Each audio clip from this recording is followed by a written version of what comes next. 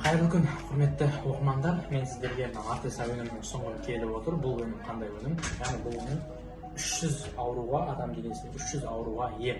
Ол қандай аурулар? Яғни бүйрек ауруы, зат алмасу процесі, бауыр ауруы, бауырдың клеткалары қазір өте қатты проблема болып жатыр экологияға байланысты, және де зат алмасу процесі, қан тамырлары, жүрек қан тамырлары, және де есте сақтау қабілетінің себебі қазір барлығын телефон шұқылаймыз.